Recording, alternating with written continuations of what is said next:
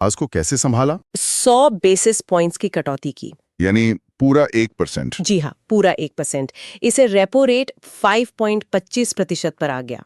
लेकिन क्या उस वक्त महंगाई का डर पूरी तरह खत्म हो गया था? नहीं, पूरी तरह नहीं। इसीलिए आरबीआई ने ये सुनिश्चित किया कि वे अकोमोडेटिव रुख तो अपना रहे हैं, लेकिन महंगाई पर उनकी नज़र बनी हुई है। इसके साथ ही उन्होंने एक और बड़ा कदम उठाया। बैंकिंग सिस्टम में पैसे की कमी न हो, इसके लिए कैश रिजर्व रेशियो (CRR) में भी 100 बेसिस पॉइंट्स की कटौती की गई। ओके। इससे सिस्टम में करीब 2.5 लाख करोड़ रुपए की एक्स्ट्रा प्राइमरी लिक्विडिटी आई। यहाँ पर मनी मल्टीप्लायर का भी जिक्र है, जो 5.70 से बढ़कर 6.21 हो गया। ये सिर्फ एक आंकड़ा है या इसका कोई गहरा मतलब है? नहीं, इसका बहुत गहरा मतलब है।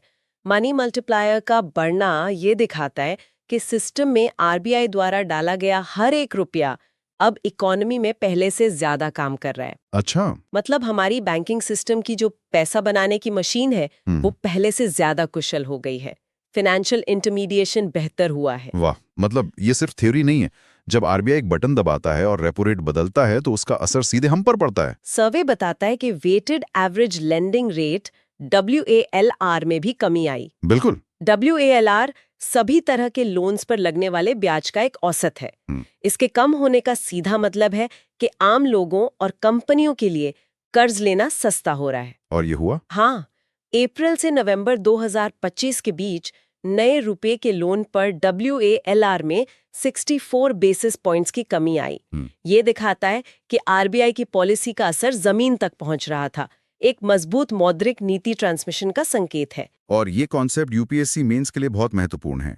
अक्सर मौद्रिक नीति के उपकरणों और अर्थव्यवस्था पर उनके प्रभाव से जुड़े सवाल पूछे जाते हैं। जी बिल्कुल।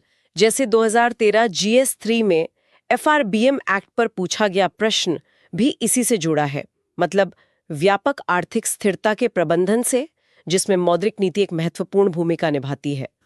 चलिए अब जहाज के अलग अलग हिस्सों की जांच करते हैं। शुरुआत करते हैं सबसे बड़े और मजबूत हिस्से से, हमारा बैंकिंग सेक्टर।